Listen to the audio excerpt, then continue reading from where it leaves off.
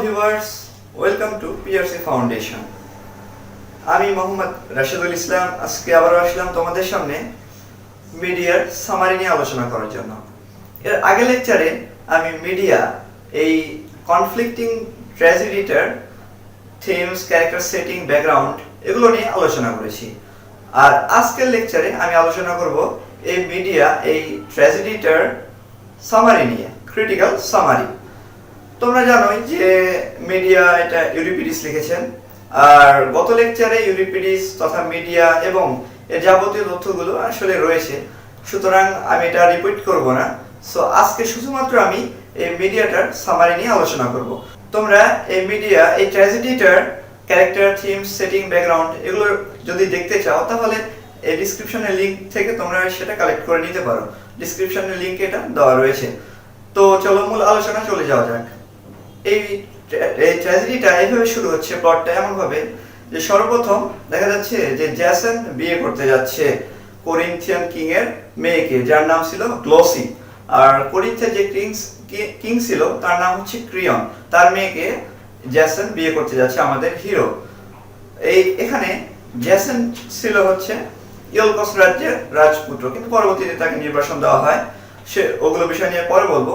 তো বিয়ে করতে যাচ্ছে, আর তারপরে তো নার্স একটা স্টোরি বলে, তো নার্স এগুলো কথা বলে যে জ্যাসন ছিল ইয়লকস রাজ্যের রাজপুত্র। তার পিতা অ্যাসন যখন মারা যায় তখন সে খুব ছোট ছিল, তো সে যেহেতু ছোট ছিল তাই সে রাজ্য নিজের হাতে তুলে নেওয়ার আসলে তার ক্ষমতা ছিল না বা তার যোগ্যতা ছিল না। এজন্য তার চাচা আঙ্কেল পেলিয়াস সে রাজ্য নিজের হাতে তুলে নেয় এবং সে নিজে এর রাজ্যে দায়িত্বভার নেয় এবং রাজ্য শাসন করতে থাকে এবং জ্যাসনকে শিক্ষা গ্রহণ করার জন্য দূরদেশে পাঠায়। তার পরবর্তীতে জ্যাসন যখন ফিরে আসে তখন সে তাকে রাজ্য দিতে চায় না, সে একটা ট্রিক অবলম্বন করে।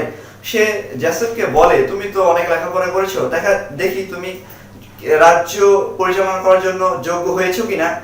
তো সে তাকে বলে, আচ্ছা জ্যাসনকে জিজ্ঞাসা করে পেলিয়াস যে তুমি যদি কাউকে ভয় করো তাহলে তোমার কি করা উচিত। তো সে তখন বলে যে আসলে তাকে গোল্ডেন ফ্লিস আনতে দেওয়া উচিত। গোল্ডেন ফ্লিস সম্পর্কে গত লেকচারে বলছি, সেখান থেকে দেখে নিবে, তাহলে গোল্ডেন ফ্লিস সম্পর্কে ধারণাটা ক্লিয়ার হয়ে যাবে।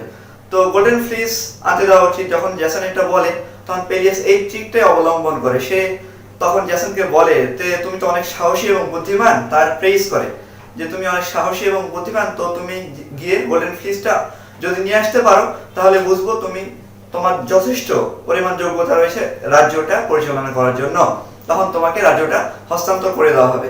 তো জ্যাসন খুব সাহসী এবং বুদ্ধিমান ছিল, সে চলে যায়। আর এই গোল্ডেন ফ্লিসটা ছিল আসলে ফলকিস রাজ্যে, যে রাজ্যের রাজকুমারী ছিল মিডিয়া। সে যখন কলকিস রাজ্যে চলে যায় তখন তার মিডিয়ার সাথে সাক্ষাৎ হয় এবং মিডিয়া এক কথায় তাদের একে অন্যের প্রতি তারা উইক হয়ে পড়ে, তারা একে অন্যকে ভালোবাসতে শুরু করে দেয়। তো তখন এই গোল্ডেন ফ্লিসটা সংগ্রহ করার জন্য মিডিয়া আসলে জাদু জানতো, সে জাদুর দ্বারা এবং জ্যাসন তার সাহস এবং বুদ্ধি দ্বারা আসলে গোল্ডেন ফ্লিসটা সংগ্রহ করে। আর এখানে মিডিয়া একটা নিষ্ঠুর কাজ করে, তা হচ্ছে গোল্ডেন ফ্লিসটা সংগ্রহ করার জন্য সে তার পিতার সাথে বিশ্বাসঘাতকতা করে এবং তার নিজের ভাইকে কেটে টুকরো টুকরো করে নদীতে ফেলে দেয়। দেখো কতটা নিষ্ঠুর মিডিয়া এখানে তার ক্যারেক্টারটা প্রকাশ করেছে, শুধুমাত্র তার ভালোবাসার জন্য, সে যে জ্যাসনকে ভালোবাসে এটা প্রমাণ করার জন্য। তো যাই হোক, তারা যখন এই গোল্ডেন ফ্লিসটা নিয়ে আসে তখন পেলিয়াস আর রাজ্য দিতে চায় না। তখন মিডিয়া একটা ট্রিক অবলম্বন করে, সে যেহেতু ছোট ছোট জাদু জানতো এবং পেলিয়াসের ছেলে মেয়েরা আসলে মিডিয়ার কাছ থেকে জাদু শিখতে চেয়েছিল। তো মিডিয়া তাদের বলে যে আসলে আমি জাদু জানি এবং মৃত মানুষকেও জীবিত করতে পারি। তো এই ট্রিকটা অবলম্বন করার মাধ্যমে সে আসলে পেলিয়াসকে হত্যা করার চেষ্টা করে। তখন সে তার সন্তানদের বলে যে তোমরা তোমাদের পিতাকে হত্যা করো এবং তাকে আমি পরবর্তীতে আমার জাদুর দ্বারা তাকে আমি পেলিয়াসকে জীবিত করে দেব। তো এখন এই তার সন্তানরা তাকে যখন হত্যা করে, কিন্তু মিডিয়া পরবর্তীতে আসলে তাকে আর জীবিত করেনি, কারণ সে এটা করতেই পারবে না। তো যাই হোক, যখন হত্যা হয়ে গেল পেলিয়াসকে যখন হত্যা করা হলো তখন আসলে জ্যাসন নিজের আসল সিংহাসনে বসে, কিন্তু সেই দেশের মানুষেরা, এই ইয়লকস রাজ্যের মানুষেরা আসলে এটা ভালো চোখে নেয়নি। তারা জ্যাসন এবং মিডিয়াকে তারা এক্সাইল করে দেয়, অর্থাৎ তাদেরকে নির্বাসন দেয় করিন্থ রাজ্যে। তো করিন্থ রাজ্যে গিয়ে জ্যাসন এবং মিডিয়া দুইটা সন্তান হয়, দুইটা পুত্র সন্তান হয়। তো আসলে তারা যেহেতু রয়্যাল ব্লাড, বুঝতে পারছো বনবাসে যাওয়া কেমনটা কষ্টকর। তো জ্যাসন এখানে সে অনেকটা লোভীও ছিল। জ্যাসন এখানে এই করিন্থিয়ান কিং এর যে কন্যা ছিল গ্লসি, তাকে বিয়ে করে এবং এই বিয়ে করার মাধ্যমে আসলে সে সম্পত্তি, এই করিন্থিয়ান কিং এর যত সম্পত্তি আছে সব পেতে চায়। তো এই কাহিনীটা আসলে এই নার্স বলে এবং সে গর্তের সামনে কেঁদে কেঁদে আসলে এই বিষয়টা বলতে থাকে। কারণ এই যখন জ্যাসন গ্লসিকে বিয়ে করে তখন মিডিয়ার অবস্থা খুবই খারাপ ছিল, সে অনেকটা অ্যাগ্রি ছিল এবং নার্স যে কেয়ারটেকার ছিল মিডিয়াদের বাসায়, সে জানতো এই মিডিয়া সম্পর্কে, মিডিয়ার যে মোড়টা এটা সে খুব ভালো করে জানতো মিডিয়া কি কি করতে পারে। এর পরবর্তীতে কোরাসরা আসে। জানোই যে ক্লাসিক্যাল ট্র্যাজেডি গুলোতে, গ্রিক ট্র্যাজেডি গুলোতে আসলে কোরাসের ভূমিকা খুবই গুরুত্বপূর্ণ। তো এইখানে কোরাস হিসেবে এই করিন্থের কিছু মেয়েরা কাজ করে, তারা আসে এবং মিডিয়াকে সান্ত্বনা দেওয়ার চেষ্টা করে এবং মিডিয়ার সর্বপ্রথম আগে মিডিয়ার কাছ থেকে সব জানতে চায় যে কি হয়েছে, কারণ মিডিয়া সবকিছু খুলে বলে এবং পরবর্তীতে তারা মিডিয়াকে সান্ত্বনা দেওয়ার চেষ্টা করে। তো আসলে এখানে যদিও সান্ত্বনা দেওয়ার চেষ্টা করে কিন্তু দিতে পারে না, কারণ হচ্ছে মিডিয়া জ্যাসনের দ্বারা প্রতারিত হয়েছে। মিডিয়া থাকা সত্ত্বেও জ্যাসন আরেকটা বিয়ে করে, গ্লসিকে বিয়ে করে। এতে করে মিডিয়ার যে অবস্থাটা সেটা খুব করুণ ছিল, কারণ সেই সময় ডিভোর্স মহিলাদের কোনো সম্মান ছিল না। আবার মিডিয়ার যে দুইটা পুত্র ছিল তাদের পিতাও এখন কি আগেকার মতো আর নেই, তাদের পিতা হিসেবে আর নেই। তো এই বিষয়টা আসলে মিডিয়াকে খুব এজিটেট করে এবং পরবর্তীতে কোরাসরা চলে যায়। এরপরে দেখা যায় যে ক্রিয়ন মঞ্চে আসে এবং সে মিডিয়াকে বলে রাজ্য ছেড়ে চলে যেতে, কারণ ক্রিয়ন ভয় পাচ্ছিল যে মিডিয়া তার এবং তার মেয়ের কোনো ক্ষতি করতে পারে। এজন্য সে মিডিয়াকে বলে যে তুমি রাজ্য ছেড়ে চলে যাও। তো মিডিয়া অনেক কান্না এবং অনুরোধ করে একটা দিনের সময় নেয় এবং একটা দিনের মধ্যেই সে আসলে প্ল্যান করে কিভাবে সে এই গ্লসি এবং করিন্থিয়ান কিং অর্থাৎ ক্রিয়নকে হত্যা করবে। তো এর পরবর্তীতেই দেখা যায় যে স্টেজে আবার জ্যাসন আসে এবং জ্যাসনের সাথে মিডিয়ার কনভারসেশন হয়। জ্যাসন তখন মিডিয়াকে বলে যে আসলে তোমার রাজ্য থেকে চলে যাওয়া উচিত, কারণ তুমি মানুষের কাছে এই যে রাজ্যে থাকো সেই রাজার বিরুদ্ধে উল্টাপাল্টা কথা বলো, খারাপ কথা বলো, রাজার দুর্নাম করো। তো এই কথাগুলো যখন জ্যাসন বলে তখন মিডিয়া বলে যে তখন মিডিয়া তাকে রিমাইন্ড করে দেয় যে তোমার জন্য আমি কি কি করেছি। আমি নিজের পিতার সাথে বিশ্বাসঘাতকতা করেছি, আমি আমার নিজের ভাইকে হত্যা করেছি এবং পরবর্তীতে তোমার জন্য আমি পেলিয়াসকেও হত্যা করেছি, তোমার জন্যই আমি বনবাসে এসেছি এই করিন্থ রাজ্যে। তো এগুলা যখন সে বলে তখন জ্যাসন আবার বলে যে তুমি যা করেছো তার চেয়েও আমি আরো বেশি করেছি।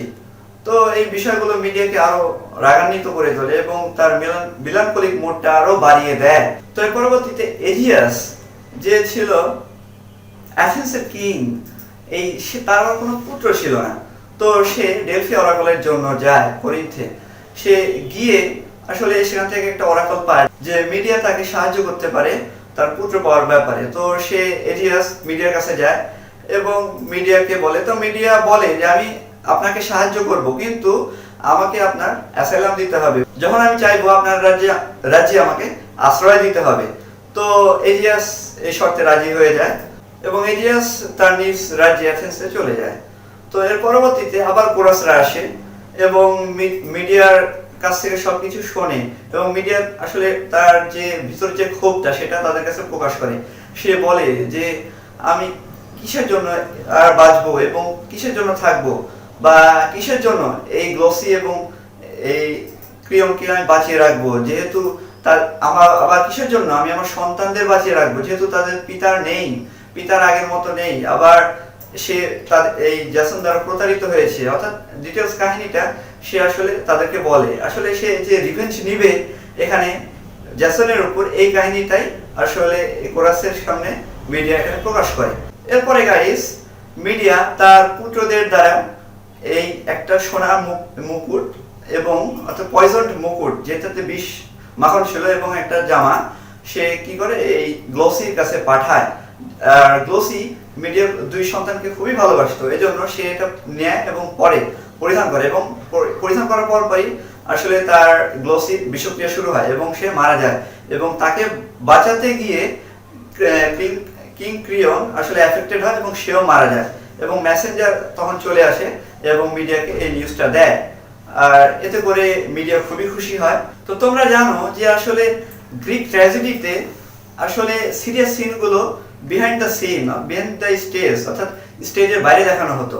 তো এইখানে মিডিয়া তার পুত্রদেরকে নিয়ে যায় এবং মিডিয়ার পুত্ররা সাহায্যের জন্য চিৎকার করতে থাকে, বাঁচাও বাঁচাও বলে। আর কিছুক্ষণ পরে দেখা যায় যে তারা আসলে সাইলেন্ট হয়ে যায়। তো এতে করে বোঝা যায় যে মিডিয়া তার দুই পুত্রকেও মেরে ফেলে। আসলে সে যে এতগুলো যে হত্যাকাণ্ড করলো, সে কিং ক্রিয়নকে হত্যা করলো, তার মেয়ে গ্লোসিকে হত্যা করলো এবং তার দুই পুত্রকে হত্যা করলো, এটা শুধুমাত্র জ্যাসনের উপর রিভেঞ্জ নেওয়ার জন্য, যাতে জ্যাসন নিজেকে লনলি ফিল করে এবং সে বোঝে যে প্রিয় মানুষদের হারানোর ব্যথাটা কতটুকু। তো এর পরবর্তীতে জ্যাসন যখন শুনতে পায় যে তার পুত্রদেরকে মিডিয়া হত্যা করে ফেলেছে, তখন সে আসে এবং সে দেখে যে মিডিয়া একটা ডিভাইন একটা চ্যারিয়টে সে ওই বাড়িরই ছাদের উপরে রয়েছে এবং তার পুত্রদের যে মৃতদেহ সেই চ্যারিয়টের মধ্যে রয়েছে, এবং সে বলে, দেখো লনলিনেস বা প্রিয় মানুষদের হারানোর যে ব্যথাটা কতটুকু, এটা কতটা বেশি। আর জ্যাসন তারপরে তার সন্তানদের লাশটা আসলে পেতে চায়, কিন্তু মিডিয়া দেয় না। সে হেরাদেবী রাজ্যে চলে যায় এবং তাদেরকে সেখানে সমাহিত করে। আর তারপরে সে কিং এজিয়াসের রাজ্যে অর্থাৎ অ্যাথেন্সে চলে যায়। তো এটাই ছিল এই প্লেটার সম্পূর্ণ ক্রিটিক্যাল সামারি, যেটা আমি খুব ইজিলি, আশা করি খুব ইজিলি তোমাদেরকে বোঝাতে পেরেছি। তো এবার আসি মোরাল লেসনে। আসলে এখান থেকে আমরা কি শিখলাম, এটা গুরুত্বপূর্ণ বিষয়। এটা কোনো প্রশ্ন হিসেবে আসতে পারে, সেক্ষেত্রে তোমাদেরকে অবশ্যই এটা ক্রিয়েটিভ প্রশ্ন হিসেবে নিতে হবে। তো এখান থেকে আমরা কি মরালিটি পেলাম, এটা একটা গুরুত্বপূর্ণ বিষয়। আসলে মিডিয়া জ্যাসনের উপর প্রতিশোধ নেওয়ার জন্য তার নিজের পুত্রদেরকেই হত্যা করে ফেললো। আসলে এটা কি করা ঠিক হয়েছে? অবশ্যই নয়।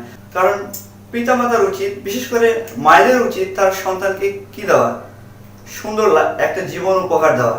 কিন্তু যে জীবন দিল আবার সেই জীবনটা কেড়ে নিল, এটা কতটা আইরনিক্যাল বিষয়।